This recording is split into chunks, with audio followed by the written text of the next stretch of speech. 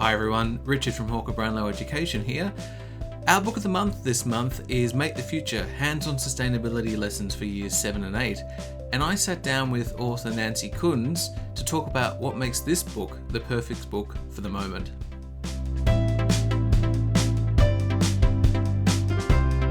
All right, well, I'd like to welcome author of the Make the Future series, Nansi Kunze. Welcome, Nansi. Hi, thanks.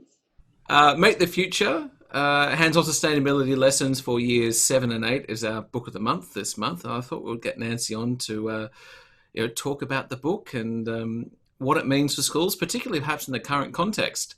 So, Nansi, why this book? I guess it was an obvious follow-on from the previous Make the Future books that we'd done. We have a whole, as you know, series for primary school students. So there's a grade 1 and 2, a grade 3 and 4, and a grade 5 and 6 book. And it just seemed a shame not to bring this sort of idea into secondary schools. As you say, at the moment, I suppose is something that is on everyone's mind is how we cope with not being able to go down the street and buy everything that we think we might need at a moment's notice. And part of what we do in Make the Future series is talk about what you can do with less resources, because that's pretty much the essence of sustainability, is not using up everything that we have unnecessarily. Each book in the series focuses on a slightly different bit. So what's the difference in the focus then with this 7 and 8 book compared to, say, the 1 and 2 and 3 and 4? I guess because secondary school is just structured so differently from primary school. So the primary school books are cross-curricular in a really wide sense. So they take in almost all of the learning areas in the Australian curriculum. Whereas in year 7 or year 8, you can't sort of go, okay, well, we're here in the classroom with one teacher for the whole day. Let's do a whole lot of things that are integrated to different learning areas. Things are broken down subject by subject. So it seemed when we were discussing the idea at Hawker Brownlow that it would be a good idea to go with the kinds of subjects that do the practical sides of sustainability the most. And for me, I felt that was design technology subjects. So what's traditionally been called cooking or foods and sewing or fibres. Yep. So the 7 and 8 book is a bit different in that it focuses on those two subjects. There's a food module and there's a fibre module, and they have separate things. Okay. So this is now your fourth book in the series, isn't it? Fourth book. Yeah. How did you get into what was the impetus behind this series in the first place? I guess you could say it was frustration. I've been writing for some years now, probably about 20 years, and I had been working as a novelist for Random House and doing young adult novels for them.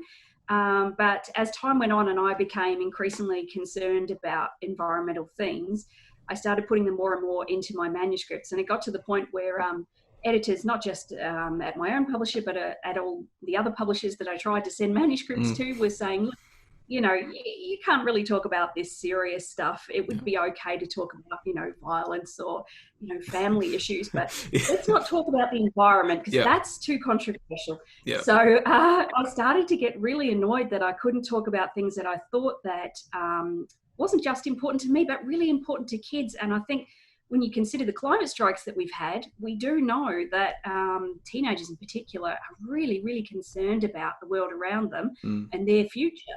So eventually I thought, well, instead of trying to put these things into novels, how about I go back to grassroots and my background as a teacher and actually make it something that people can learn in the classroom. And that's where we started with Make the Future.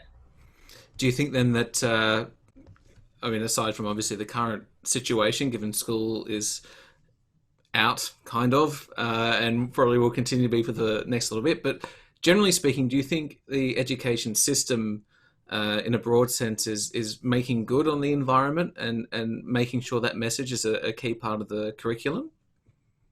I think there are a lot of dedicated teachers out there who are doing that.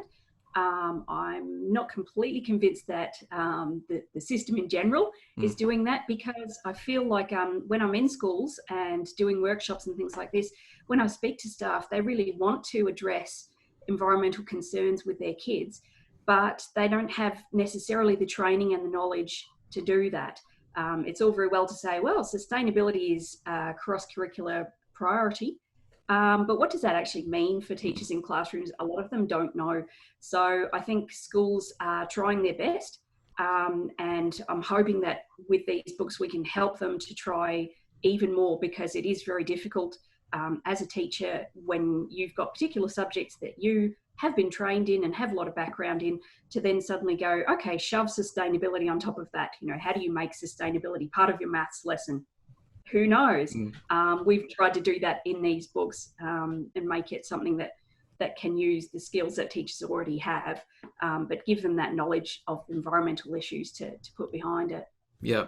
Well, it's always one of the big challenges, isn't it, of the curriculum, broadly speaking, is fitting all the important things, because there are a lot of important things to fit in there. But I mean, you think that in an overarching sense, nothing could possibly really be more important than the health and sustainability of the place we live. So yeah, an important message.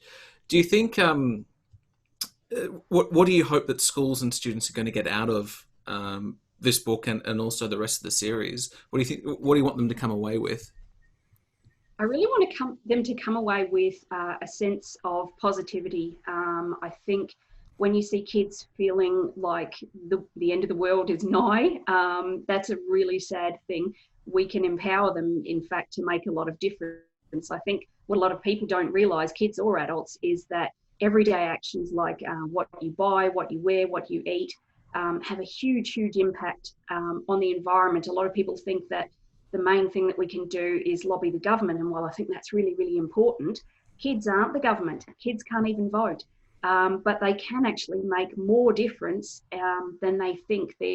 We have a lot of statistics that we use from places like the United Nations, the World Health Organization, and things in this series that show that things like eating the right kinds of foods that have less impact on the environment, or just reducing how much we spend on clothes, how much we use those new resources, is actually having a lot more impact on things like people's carbon footprint than they would think. You can make more of a difference with what you eat than whether you take a full drive to school or not, where people would never really tend to guess that. So I'm hoping that from the series that they get the sense that just because you're not an adult, or you're not the person who's in charge of whether there's public transport or anything like that, doesn't mean you can't make a huge difference, because you can.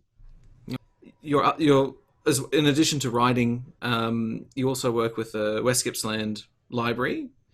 Can you tell us a little bit about what you're doing there and your work with them? Sure. I've been really lucky. West Gippsland Regional Libraries is very supportive. I live in their area, and they've had me do a lot of author workshops and things over the years. We were very lucky last year to run a pilot of a program called Books by Us that I developed with them. The idea being that we could give kids some authenticity and purpose in learning, which is also one of the things we try to do in Make the Future, give them something real to make. And we did that by actually going into Trafalgar Primary, which is my local primary, and taking all of grade 4 together in sessions once a week for a whole term to teach them what it's like at a real publisher. So we had footage of you all at Hawker Brownlow to show what people's different jobs are at the publisher. We then showed them how to do that themselves, how to draft their books, how to do editing on each other's work, how to write blurbs so that they could market their books and things. Then we took them to a printer to see how books are printed. And then they had real books made, which were then added to the library collections for everyone in the West Gippsland area to read, so that people can now go and borrow those books. So that was a really exciting project that we did. At the moment, we're working on some online resources for while everyone is stuck at home, both for students, so things that are very much kid workshops, but also for adults. And some of those will include upcycling and cooking, probably in line with what I've learned for writing Make the Future.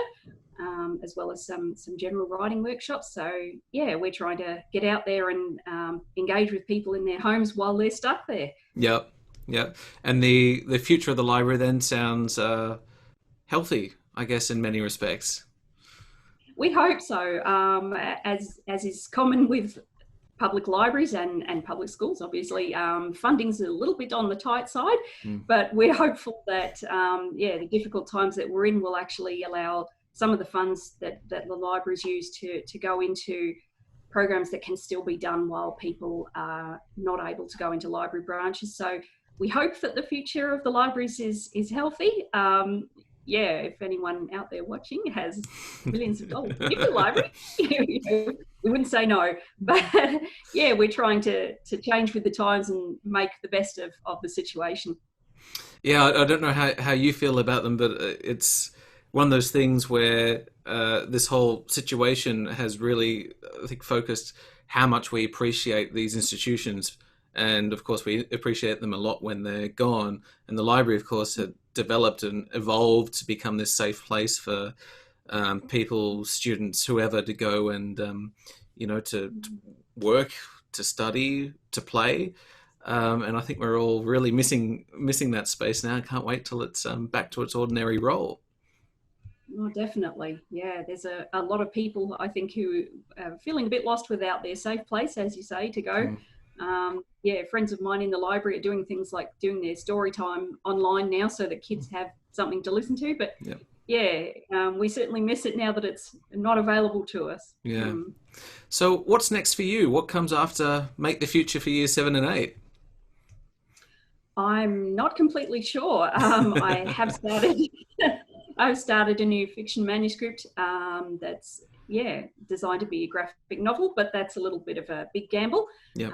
There's not a lot of graphic novel publication. I'm a big manga fan, so that's what's prompted me to do that. My next novel idea just seemed like it needed to be a manga. Unfortunately, I can't draw, so I'm just going to write the script of it instead. We'll take it up, but yeah, that's a whole another project. And otherwise, further goes at Books by Us. We're hoping to bring that out to more schools. We had a lot of schools very interested after we appeared on the news with our book launch for Books by Us last year. So if we can get funding, again, we'd like to bring that to more students. That really brings their families into the library as well. And we feel family literacy, as they call it in the libraries, benefits a lot from that as well. So, yeah. Well, it might not be the case of seeing your name on an index card anymore, but it is nice to be able to look at yourself up in the database and see your name there as an author. Definitely. Yeah, we had some pretty excited 9-year-olds when they could do that last year. All right. Well, thank you so much for your time, Nancy, and stay safe and stay healthy and enjoy the great outdoors where you can. Thanks. You too. Thank you. Well, thanks to Nancy for giving us the time to talk about her book. Make the Future, Hands-on Sustainability Lessons for Years 7 and 8 is available now at hbe.com.au. It's a really great book. It's full of activities, reproducibles, things that you can use both in the classroom and if you're working remotely, distribute to your students that way. Thanks for watching, and we'll see you soon.